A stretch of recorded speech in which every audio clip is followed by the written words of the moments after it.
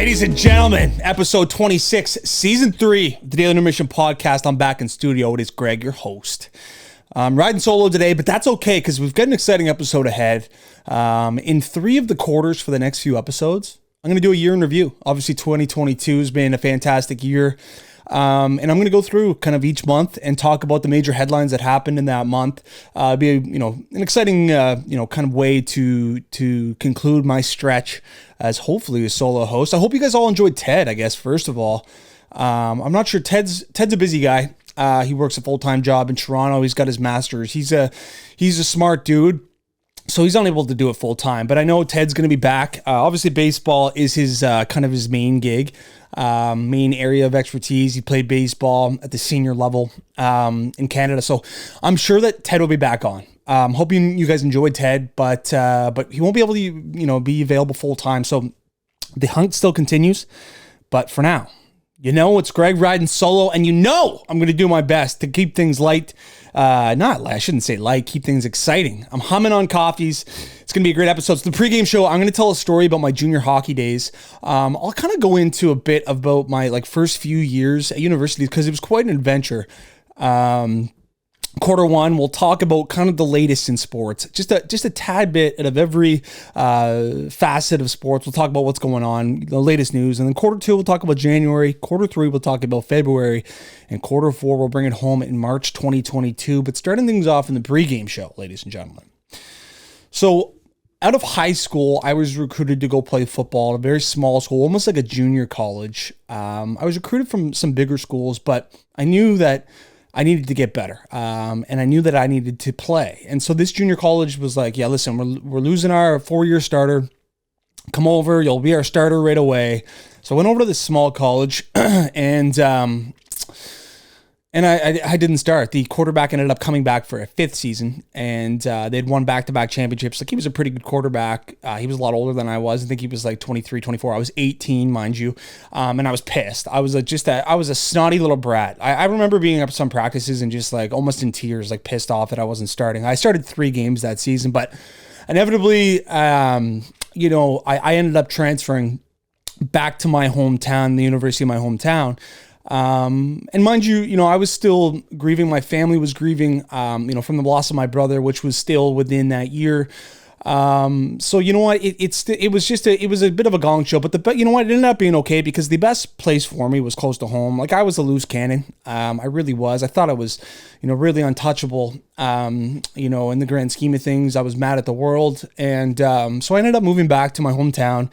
And after, so I started playing football for the local team, which is a decent sized university. They play in the D1 division of Canadian football. I ended up quitting. I was 18 years old. I remember the chat like it was yesterday. I went into the coach's office and I said, I can't do this. I don't want to do this anymore. So I was living in, at the time when I transferred over from the first school, I was living in a residence that was full of degenerates, and we partied like no other. It was 3 days a week, and I've talked about it in other episodes. It was a real animal house, and I loved the culture. I loved to be social, and I loved to chat with the women. It was an amazing time, and I regretted the decision. Don't get me wrong, for a long, long time until I got closure with the game of football when I went back and did my master's, which was probably 80% of the reason why I went back and did my master's, because I knew I had one more year of eligibility left and I wanted to play football. But so I started playing junior hockey once I quit playing football. I was a half decent hockey player, so I ended up playing for the local junior team.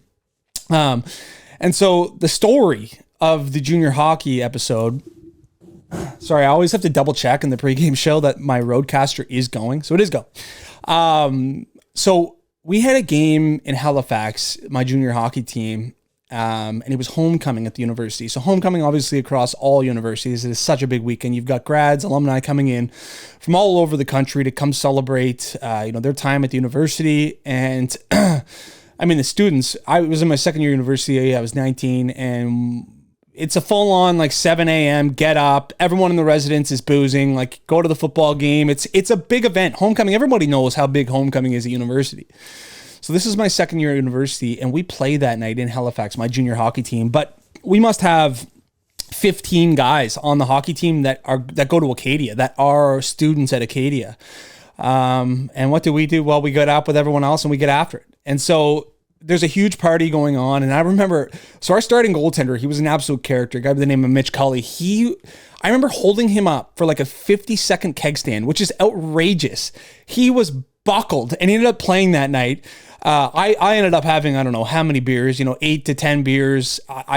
We all went back to the residence around noon as people were funneling into the football game. We had to leave around 3:00. So we got a bit of a nap in, but we were all drunk in the morning and played a junior hockey game that night in Halifax. It was unbelievable. And our coach knew exactly what we were up to. I mean, the fact that he played us, the fact that the game went on, it was probably fairly dangerous. I remember being so bagged. On the way to the rink, I had a Big Mac. Oh, I played so bad. Anyway, it was just such a story. The fact that our team went and got drunk in the morning. I think we ended up losing the game like 4-3. Oh man, it was you want to talk about digging deep and finding another gear is when you get loaded drunk in the morning of a game day and find a way. I mean, I would never do it again. I would never recommend doing that, but I guarantee at some point during the NHL's history, some guy has done that. Been on a bender and had to keep it going and then played that night. But anyway, needless to say, my junior hockey team in my second year of university, more than half the team got drunk and played that night. And I guess you can kind of tell how seriously we took that junior hockey. But anyway, that's the story for the pregame show. Obviously, I guess I will note before continuing on the podcast, I don't recommend that. That is for trained professionals only. Do not attempt that at home. Do not attempt that wherever you're at. It's not a good idea. But shout out to Mitch Cully for doing a 50-second keg stand and starting that night between the pipes. He must have been seeing 3 pucks. But anyway, moving on into quarter one, and it is actually, you know what? We're going to start off on a brief, sad. It's a sad story. At Mississippi State, Coach Mike Leach passes away at age 61. Condolences to the family. You know what? You guys know, as being, a listener to the Daily Intermission podcast, I'm not a huge NCAA football fan. But from all accounts, this guy was a legend. So Mike Leach passes at 61. Sad news out of the NCAA. But as things start to ramp up, it's bowl season, and they've got a bowl for every single. I don't understand the bowls. I think somebody's going to have to the bowls, BOWLS, not BULLS. The bowls. So somebody's going to have to kind of reach out to me and explain to me how these work, because there's got to be Fiesta, Tatisto. I mean, there's the Rose, there's the amount of bowl games that go on, and I just have no idea how you get to them, how you qualify to them, why they're named what they're named. I mean, a lot of them are sponsors, but it's amazing. So it's bowl weekends coming, and then we'll have the college football championships, the semifinals, I think, on the 31st of December. And then we'll move on into the national championship game in early January. So that's going to be really exciting. But RIP to Mississippi State coach Mike Leach, age 61. The World Cup final is set. Argentina versus France. Argentina ends up kind of walking all over Croatia. It wasn't really a close game, 3-0. And then France ends up beating Morocco, 2-0. But Morocco did have some big pushes during that game. Some highlights. Kylian Mbappe, absolute freak of nature, maybe the best soccer player on the planet at the current time. In warm-ups, absolutely rifled a kick over the net and hit a France fan in the face. The guy was, you can see some photos online. The guy looked like he was knocked out. He might have been full on. Somebody just slammed a door in the back of the office. I'm not quite sure what that was all about. But we'll continue on. I'm hoping you guys picked that up. Hopefully you guys heard that. But knocked the guy out. He was front row. Can you imagine, getting fired up? It's the World Cup semifinals, and you're getting ready to watch your boys, and your best player rifles one off your face. Are they going to have to look in the netting? You can't be looking at the netting into soccer, and this guy can rifle the ball. He's got some. I don't know. I don't know who has the hardest shot in soccer. Is that a measured stat? It must be. But anyway, Argentina versus France, that will go down on Sunday. So the world will be watching. I'm going for Argentina personally. I think that would be amazing for Lionel Messi. I think that would lock in GOAT status, if I'm not mistaken. But he just seems like a beauty too. Not gonna lie. He's got a leg sleeve, mind you. Like, that is unreal swag, a leg sleeve. I will note that if I were a professional athlete, I'd be inked up. I might look like Birdman. I might look like Birdman if I was a professional athlete. I think ink's the swaggiest thing you can do as an athlete. I'll just come out and say that. Greg Birdman Brown, if I was a professional athlete, I would have the colored tattoos right up to the face. Kyler Murray in the NFL. We'll move into the NFL quickly. That was a bit of a rant. He tears his ACL. Unfortunately, done for the year. This guy catches a lot of heat, and for good reason. This is a guy that got paid the bag in the offseason, and he's supposed to be in the caliber of the, maybe the tier below the Mahomes and Allen, a comparable quarterback to the Herberts, and I don't know why I'm blanking on other quarterbacks to hold in the higher echelon, but he's supposed to be a really good quarterback in the NFL, and he just hasn't really shown it. Like, he's just he scrambles in the pocket. He's extremely undersized. I mean, he's got maybe one of the best receivers of all time to help him out. But he tore his ACL, and I mean, if you're a social media follower, which I know you are, I took advantage of it. I mean, obviously I feel bad for him, but like I can poke fun at that. He's gonna miss 4 games, and like the fact that he plays Call of Duty all the time, the fact that they had to put into his contract when he was signing it that it was mandatory for him to do, tape studying and film studying and playbook studying. I had to dive in on that. And I know a lot of people were upset. I think I was losing followers at the time, but you know what? It's an opportunity to poke fun at a guy that needs a wake up call. And I'm not the biggest Kyler Murray fan. And I think that as media members, and I'll classify myself as one of those. I mean, you've got to be able to have room for comedy. And I guess if you're making fun of someone's season-ending injury, it can be taken the wrong way. But I mean, like, listen, like that, I'm in the business of making people laugh, and bringing sports news to the table. So, like, if it offended you, I'm sorry, but I mean, he's going to miss 4 games, and he's going to just get more time to play Call of Duty. So, Kyler Murray, smell you later, and it's going to be. Colt McCoy's time in Arizona. It's going to be interesting to see if Cliff Kingsbury holds on to the job in Arizona. They've been terrible. And for a team that, you look at their roster and it seems that their defense should be okay. Their offense, they've just been a shit show in Arizona. Let's just put it that way. So we'll see what happens with Cliff Kingsbury. That's what happens when I'm on the caffeine. Humming. Jeez, I stumble over words sometimes. The NFL is discussing ejecting players for targeted hits, hits to the head, typically in the secondary, and roughing the passer penalties. I think this would be a big mistake. I don't know what's going on. There is a lot of foot traffic going on in here, and I'm sketching.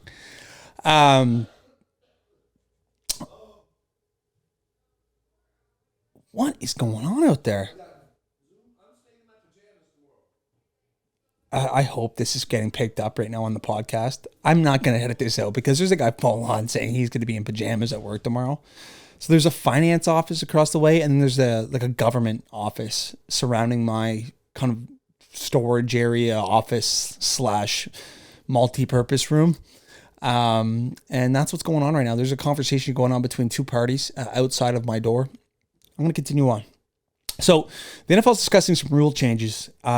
And the roughing the passer penalty is the one I'm looking at here. It's going to be tough to eject someone for hitting a quarterback low. A lot of these quarterback hits too are, I don't think they're purposeful. I don't think that there's intent behind a lot of these hits that happen to quarterbacks in the NFL. And I mean, they just get called left, right, and center. And to lose like a D end, especially in big games, it would be such a tough look. We'll see what happens there with the roughing the passer. Targeting hits I can see because some of those hits, like the DBs are just full on running their 4.340 sprint downhill and lunging their head into a defenseless receiver. Like that to me deserves maybe an ejection. But the roughing the passer penalty, we'll see what happens on that front. But the NFL is looking into some rule change. It was announced yesterday. Moving into the hockey world quickly, we got a little bit of hockey, a little bit of NBA, and then we'll move into the January recap. Alex Formenton, forward for the Ottawa Senators. A very interesting story here. He was a third liner for the Ottawa Senators, just young stud. He was on the 2018, Canadian World Junior team, the one that won gold. And Alex Formenton, so we all remember the 2018 World Junior kind of scenario that's going on right now. There was a party in London, Ontario.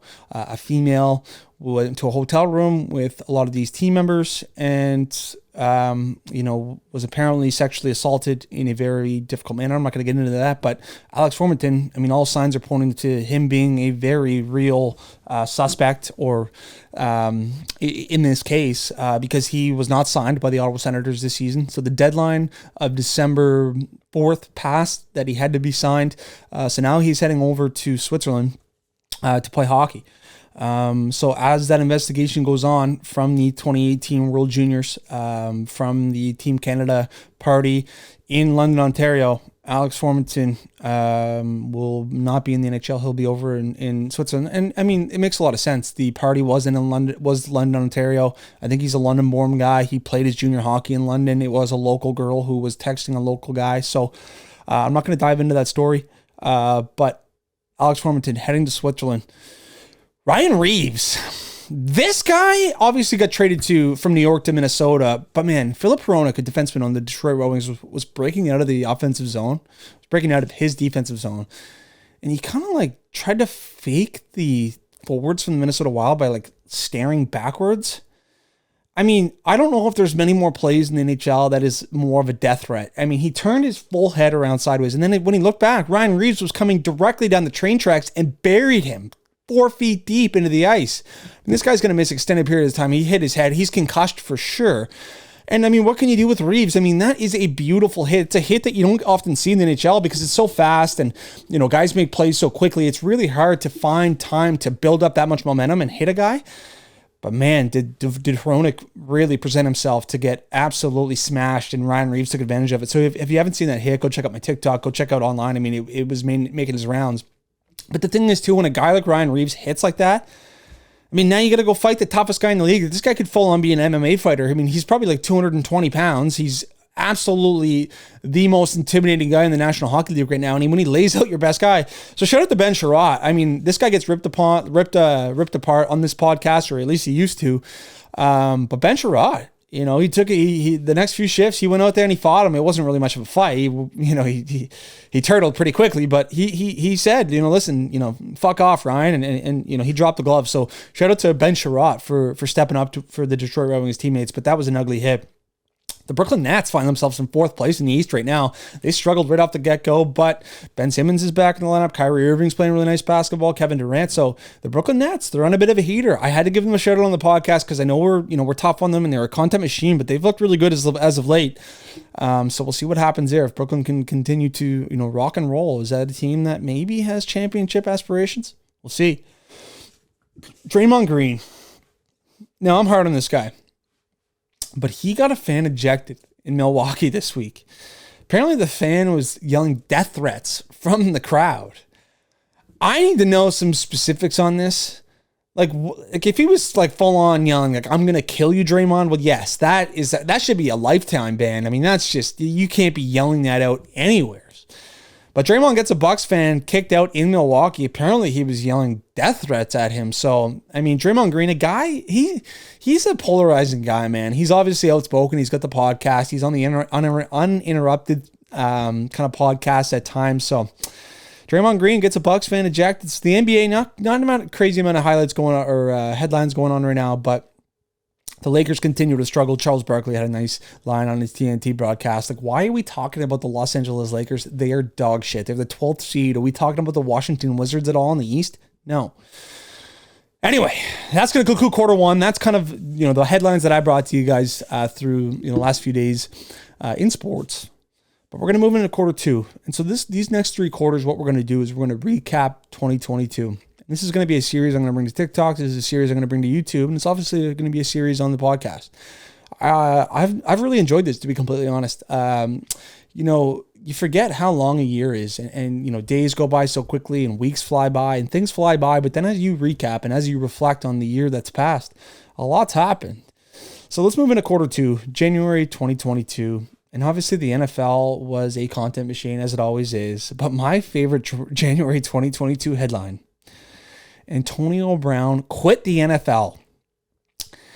This guy left the game. The Tampa Bay Buccaneers were in MetLife Stadium taking on the New York Jets, and Antonio Brown whipped off his shoulder pads, almost got naked on the field, was dancing around, and we haven't seen him in the NFL since, clearly.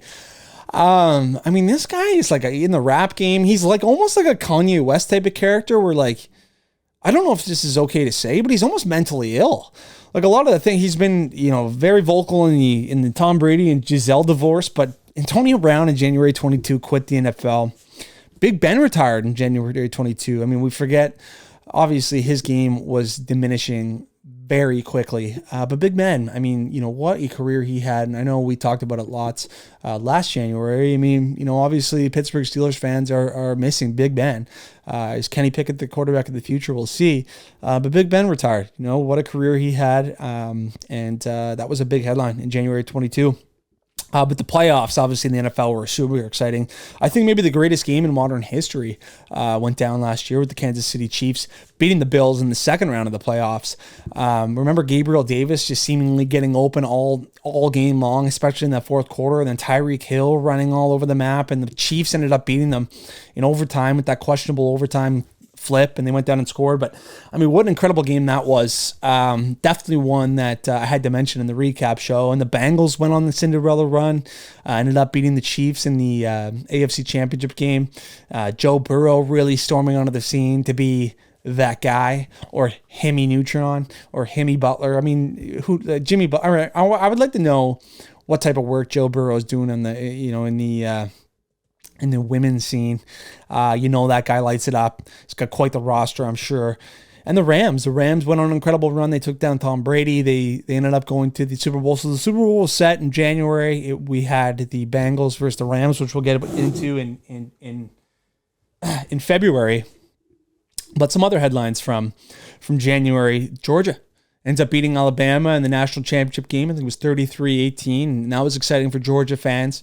I remember watching that game, and I had money on Alabama, I think, and I was pissed. But I mean, what a great win for Georgia fans, and they're still a wagon. They still have an opportunity this year to win a national championship.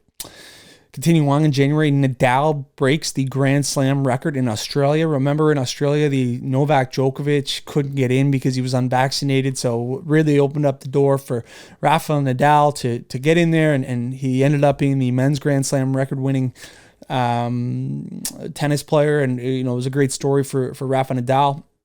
And COVID was still really at the forefront of things. I know where I'm from in Nova Scotia, things were shut down, masks were still mandatory. Actually, masks were still mandatory through this entire first quarter of 2022. We didn't take off our masks in public until we went on a trip to Calgary in March, and they had just recently taken the mask mandate off. So I mean, you forget these things. I mean, now that we're so accustomed to not wearing masks, and I haven't worn one since we've been, mandated to wear them. And I forget. I guess March would have been the month that I got COVID. No, when did I get COVID? Anyway, that's beside the point. But COVID was still at the forefront of things, and the NHL and NBA, that was kind of the big headlines. I mean, obviously there was a plethora of games being scheduled in the February in the month to come because of the cancellations, kind of late December, early January, a lot of cancellations in the NHL and NBA due to the COVID-19 virus. So that was January. I mean, in January, there were some big headlines, and I think the biggest one for me is the Antonio Brown scene. And obviously the football games are amazing, but just the fact that, a potential Hall of Fame receiver ended his career by that situation was an unbelievable one. All right, folks, let's move into quarter three. We've got February 2022, and the Super Bowl was set. Super Bowl 56 in Los Angeles, in the new SoFi Stadium. We had the Rams hosting the Bengals, and Matthew Stafford gets his ring. Cooper Kupp wins the MVP. Andrew Whitworth, offensive lineman, journeyman. He played in Cincinnati for so long and ends up winning a Super Bowl with the Los Angeles Rams. It was really a fun one to watch. Two really unexpected teams. We knew that the Rams were good. The Bengals was certainly a Cinderella run. I thought Super Bowl 56 was nice. It's been typically the Tom Brady show for the last 15 years on and off. And it was nice to see kind of two teams that were unexpected, I'll say. But that was a great game, fun game. In the Super Bowl. So obviously Super Bowl 56 headlined at the beginning of February. And the NHL All-Star game was held in Vegas. And remember the weird events they had going on there? I mean, they had the Bellagio fountain shootout. Trevor Zegras came out and just put on a show. And I mean, this Zegras character, I will have a little side note here. Like, he's got a lot of showmanship and he can do all the fancy things, but like his overall game needs a lot of work. And this is me coming out and saying this because I bet on him for over 2.5 shots the other night and he had 1. But that team, that Anaheim Ducks team is terrible. They are an awful team, man. They got beat 3-0 by the Sens, and then next night suit up and got beat 7-0 by the Maple Leafs. They are an awful team.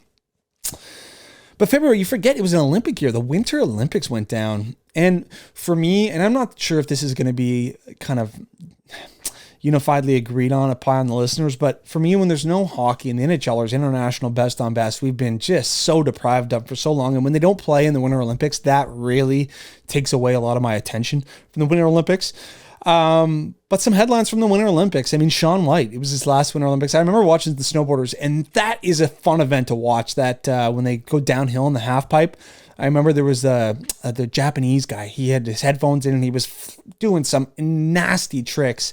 I remember watching Shaun White, his last few runs at the Olympics. The Russian youngster gets caught for doping, and that was a big storyline in the Winter Olympics, and the NHL doesn't go. So those were kind of the big headlines of the Olympics that I remember, I could recollect. There's probably some more, but as long as the Winter Olympics doesn't get hockey, I mean, it's really going to be hurting, I think, in terms of, even North America viewership. I mean, obviously you've got those small niche sports of like the snowboarding. Like, I'll give Liam Moffat a shout out from Nova Scotia, who we've had on the podcast a couple times. But I mean, overall, it's really not that compelling to me, the Winter Olympics. Obviously I tuned into it, but without hockey, it is hurting. The Waste Management was held in February. Obviously, Scotty Scheffler kind of started his heater of a year off here, but the biggest highlight was this new trend, which I'm not sure how the Waste Management's going to handle, because it is an elevated event this year, which means all of the top guns will be playing at the Waste Management. And that 16th hole, the stadium hole, that par 3 is absolutely electric. But there was 2 aces. Sam Ryder had 1, and I forget who had the first. But there was raining beers. I mean, we're talking about maybe 1,000 beers were thrown onto the green. Some of them being full. So I'm not sure how they're going to contain that this year. But I mean, kind of a new trend at the Waste Management. If there's an ace on the 16th at the Waste Management, look the fuck out.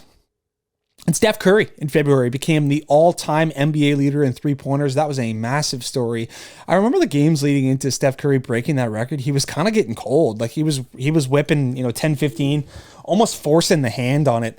But he did a great job. Obviously, Steph, I mean, is that a record that's going to be unbreakable? That's a story. That's a segment I'm going to start on TikTok as the Unbreakables, the records that I think in sports will never be broken.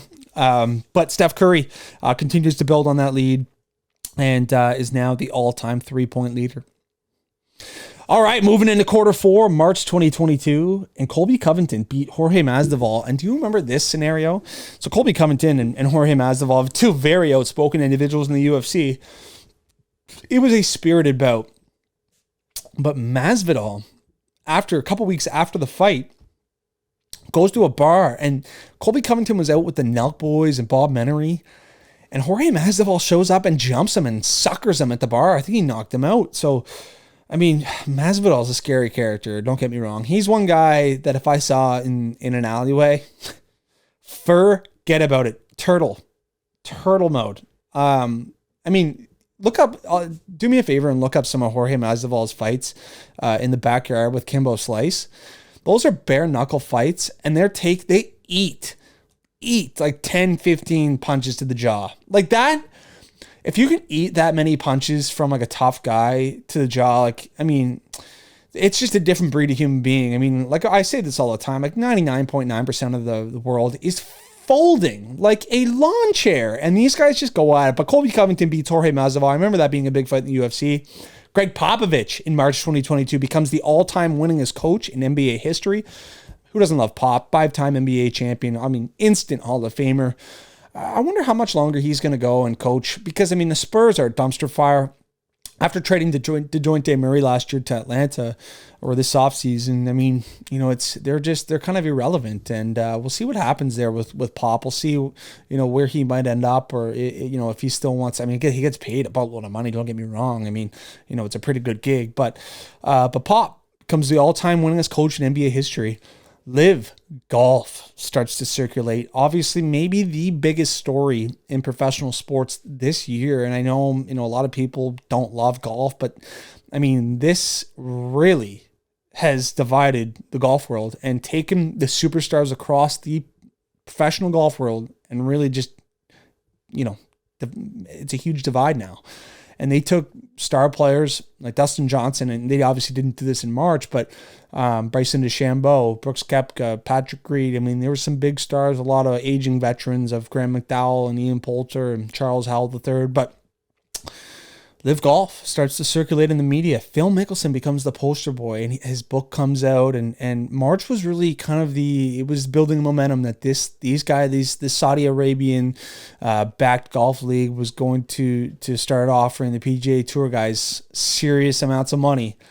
And here we are, 8 months later, and Live Golf has had a successful first year, and we'll see how much noise they can make next year. March Madness. Obviously, March Madness is one of the biggest storylines, if not the biggest, in March every single year for sports fans. St. Peter's was the school, 15 seed, ended up going to the Elite Eight. But the biggest story, Kansas and UNC.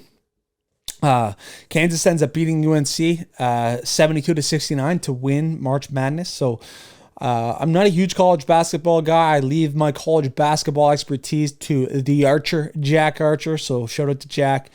Obviously a very polarizing story in March. The first trans athlete wins an NCAA swimming event, Leah Thomas. So that obviously, was a very polarizing event that went down, but certainly a headline in March 2022. So that's going to conclude the episode, folks. So that's how I'm going to kind of lay out the next few. As we build up to Christmas, I'm going to hopefully get a guest on here in the next few episodes. Hopefully we'll get Drake in the next few weeks. Draker, we'll check in with Draker. It's been a couple of years. I just checked. I was like, man, I haven't had Drake on since we started the podcast. So it's almost been a couple of years. But it's been 2 years, guys. 2 years since the Intermission started. Nate and I recorded our first episode in December of 2022, and here we are in December 2020, and here we are in December 2022. So, still alive and well, still has a beating heart, and I don't plan to change that anytime soon. I just plan to grow this beast. I will say I'm thankful for you guys listening, and I know the monologue episodes are tough to get through, but I really do appreciate you guys sticking them out. Listen, give the episode a 5-star. Make sure you're in the Chalkboard app. Make sure you download the Chalkboard app and get in there. I'm assuming that you listen to this, you're in the Chalkboard app, and I know you guys are on all the socials, but I do appreciate you guys. All right, well, listen, everyone, enjoy your weeks, enjoy your weekends, and I'll be back on Tuesday after this NFL weekend. Let's make some money in the gambling scene, and listen, let's absolutely get after it. Take care, guys. Woo!